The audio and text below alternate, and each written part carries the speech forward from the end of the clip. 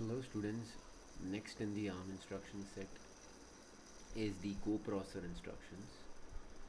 So it's mainly an extension of the ARM instructions itself. It's just an extension. So that means we must have a coprocessor along with an ARM core to actually use this particular set of instructions. So the first point mainly deals with what does a coprocessor do.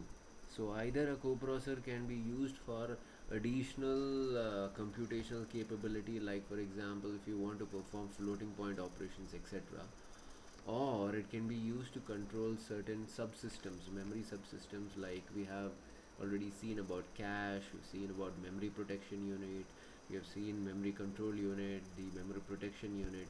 So if you have such certain units, either it can be used to control such units, or either they can be used to extending, like for example if we want to perform a DSP operation, for that we need a DSP core. So nothing but if we have a coprocessor related to performing DSP functions, then that can be taken as a coprocessor instruction. The second point mainly revolves around what does the instruction set consist of. Okay, so we cannot restrict our right now. I'm going to restrict the discussion to generally what is a coprocessor, to generally what the coprocessor instruction consists of. It mainly includes the data processing instruction, like we had for an ARM core also. We had seen certain data processing instructions. Similarly, we had also seen register transfer instructions and memory transfer instructions. So mainly three categories we can divide the coprocessor instructions into. And there is one more point we have to be very specific on, is it can be used only with uh, it can be only used by an ARM core which is having a coprocessor. So nothing but these coprocessor instructions are coprocessor specific. Like I said earlier on, if you're using a DSP core, then we must stick on to the DSP instructions set. And if you're using a floating point core, then we need to go for such instructions. Okay, so let's see a general syntax of the coprocessor instructions.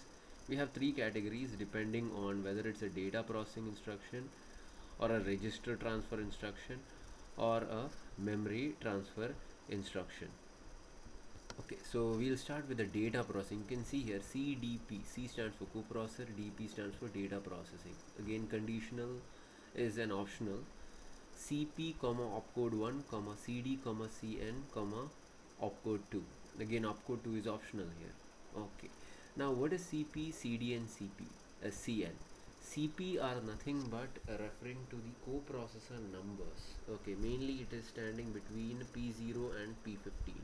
So later on in the chapter we have something called as a coprocessor 15, which mainly is dedicated for system controlled functions, like how to control the cache, how to control the memory management, etc. Mainly dealing with a coprocessor 15. Okay, so that is the meaning of CP here. And what is CD and CN? CD and CN are nothing but the registers in the coprocessor.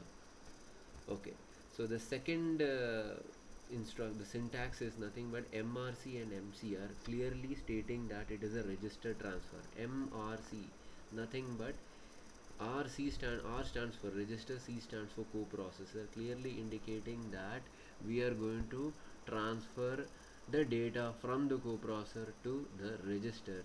And CR stands for we are going to take a register from the ARM core, and we are going to send the data or move a data from that register to the register in the coprocessor. That is the meaning of this.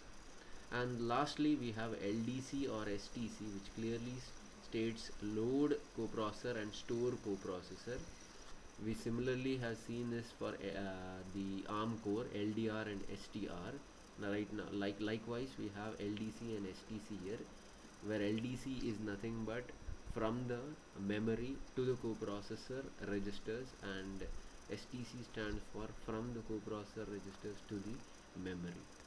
Again, CP and CD is nothing but the same thing which I've already discussed previously.